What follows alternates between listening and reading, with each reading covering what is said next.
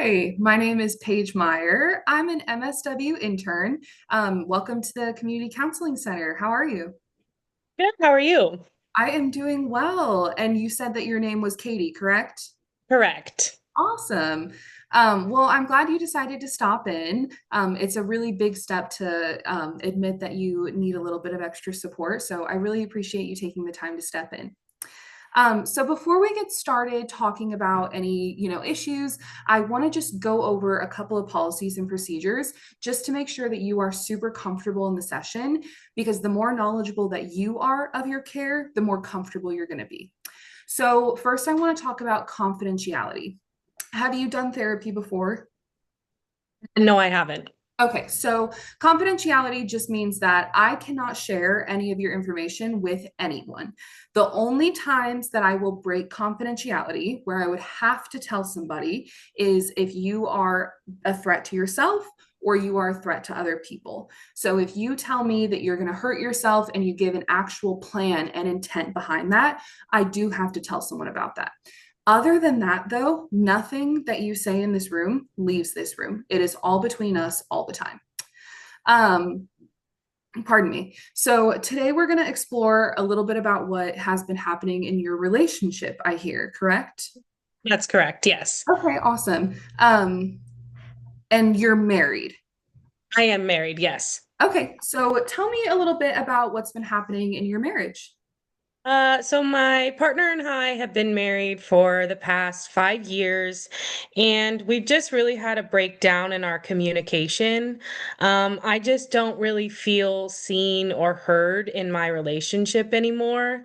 And I feel kind of lost, about what my next steps should be. Yeah, yeah.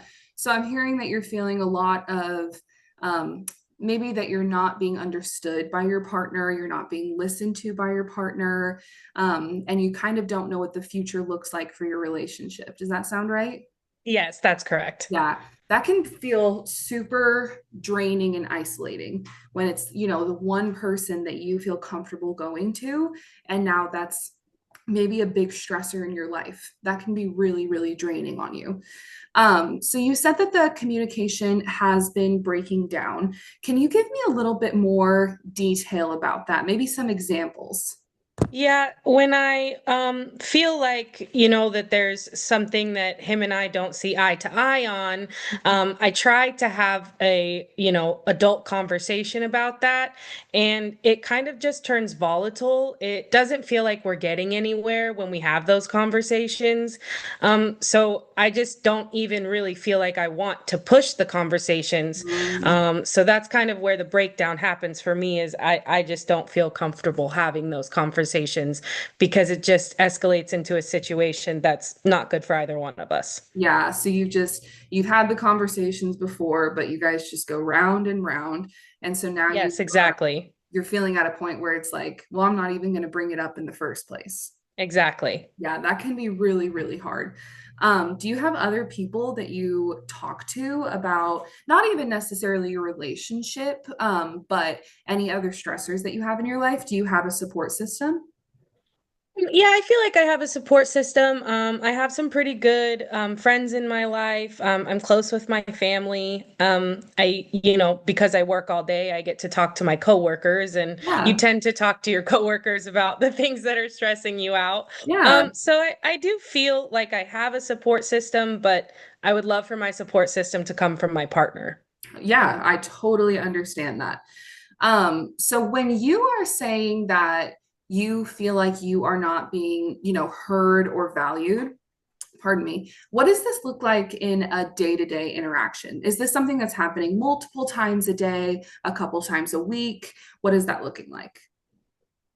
I think it honestly depends. It kind of goes, it can be daily, it can be weekly. I think it's kind of just where we're at. I think a lot of it probably depends on our moods and things like that, obviously.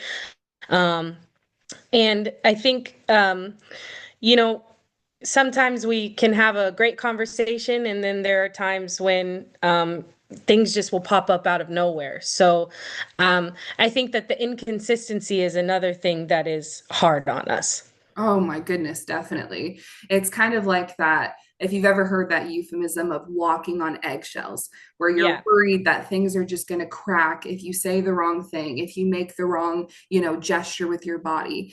And that can be so draining. Like you're feeling that all day at work, and then you come home and you're feeling it. So that can be really, really a lot.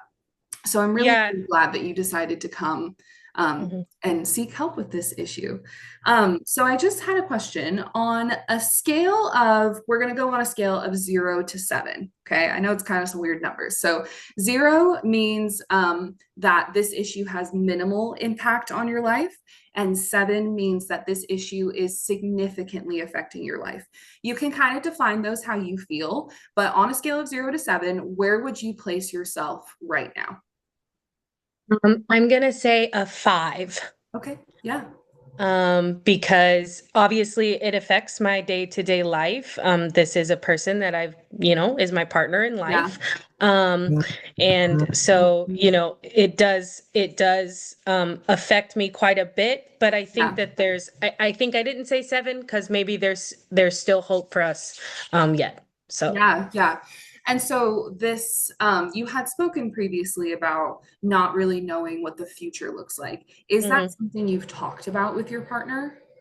Um, we haven't really had that true conversation. I think that that's where I'm like, do I mention maybe some counseling? Yeah. We just, I think because I'm not sure how to bring up the conversation, and I do feel like you said earlier, I do feel isolated in the Yeah. situation. I think that it's been small conversations, but not a true conversation about it, Yeah. no. Yeah. Not just like a straight up, I think we need this, or I think we need this. Yeah. Yeah, And I mean, exactly. yeah, I totally understand that. And I think this is a great first step to kind of talk with somebody about it by yourself and figure out your own feelings before bringing something up, Yeah, especially when exactly. you're feeling that there's communication issues. Hmm. Um, and then, sorry, pardon me, I have a little bit of allergies right now. So what do you think? So you said you're at a 5 right now. What do you think would help you move down even just to a 4? Because I mean, ideally, we'd be at a 0, right? All of us want to live in this perfect world where our partners are perfect. But let's be realistic. What would it take to move you down to a 4? I think for me, having some direction in language of how to start conversations that might be tough with my partner. Yeah, yeah. And do you feel like your partner would be receptive to those kinds of conversations? I do, yeah. Yeah, so the barrier is more just bringing it up in a way that's respectful, clear, things of that Yeah, nature. I think that's clear. You hit on something there. I think it's about it's not always clear and things get mixed, lost in translation a lot of times. Yeah, yeah. Could you maybe just give me an example, if you can think of one, an example of something that you guys have maybe miscommunicated on recently?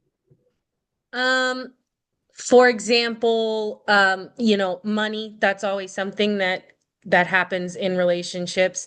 Just miscommunicating how much we're spending on something. Mm, Um, and money is obviously a stressor in our lives, just day yeah, to day. And I think that sometimes one or the other can get upset. Why are you buying that? And yeah. it's not meaning to sound like that, if Yeah, that makes right, sense. right. But it sounds to me that because you already have that stressor of money, and then it just kind of comes out in the wrong way, but now Yes, you've said something that you don't mean, or your partner has said something that he doesn't mean, and then it just kind of creates this spiral.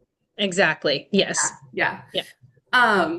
Yeah, so I really appreciate you exploring those feelings with me, and exploring those ideas. I know it can kind of, especially for the first session or couple sessions, it feels like I'm interrogating you. So if Yeah. you ever feel that way, just let me know. We can slow down and explore things a little bit better. Hmm. But that is pretty normal to feel that way.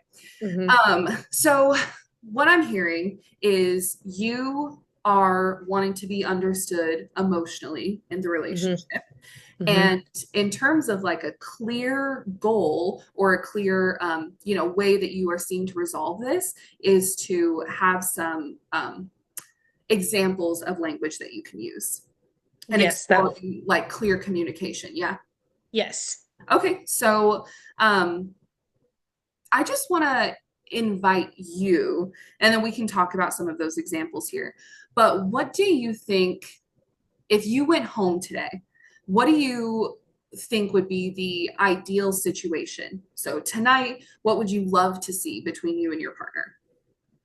I would love to see us chit-chatting about our day, things that happened at work, and those conversations not becoming volatile or communication breakdown happening where either one of us is offended by anything that happened at work because it has, the stress that we bring home from work has nothing Yeah. to do with each other.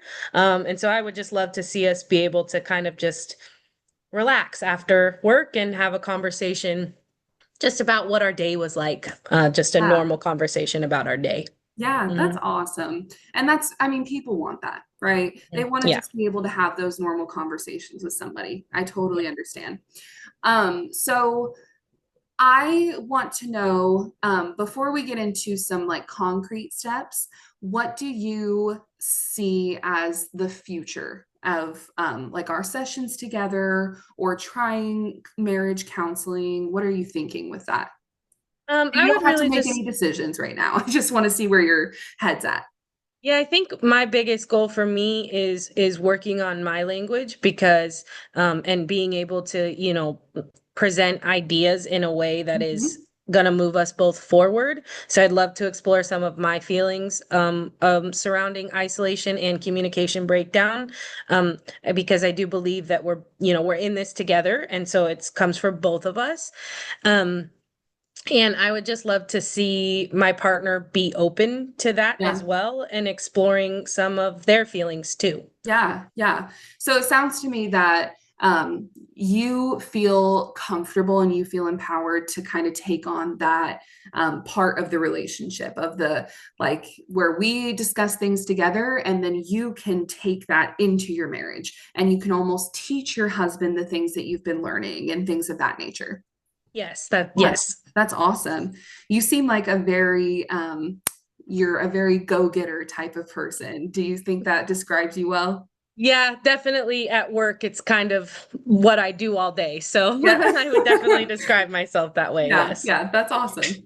Um, so I think let's talk about some concrete steps.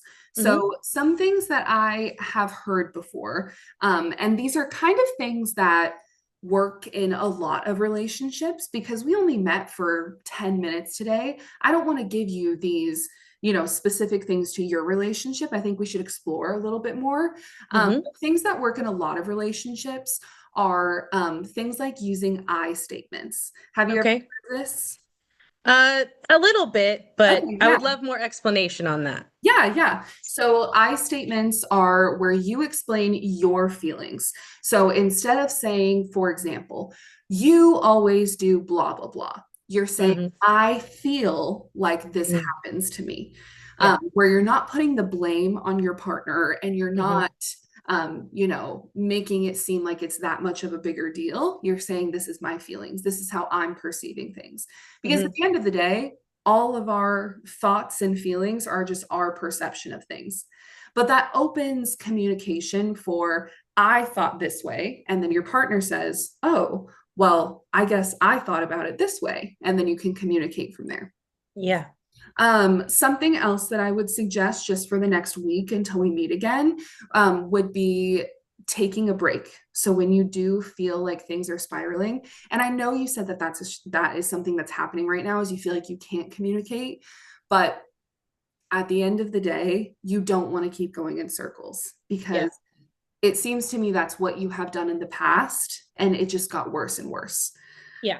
So taking a break, stepping back and saying, so don't just like storm out, and I'm not Right. saying you do that, but like telling your partner, hey, I think we need to take a break from this conversation. So we can come back in 20 minutes if you want, We can leave this as it is and maybe think on our own and come back the next day. We can leave this conversation until I have therapy again, whatever it looks like. Okay. Do those seem like actionable steps? Absolutely. Yes. Awesome. I love to hear that. That's great. So just to kind of summarize our session, we talked a little bit about the feelings that you're having in your relationship and with your partner. And going forward, would you like to meet again? Yes, I would like that very much. Okay, awesome. So we can go ahead and schedule that. But I love that. I love that you're taking the next step in this. I think this is something that I would love to work on you with.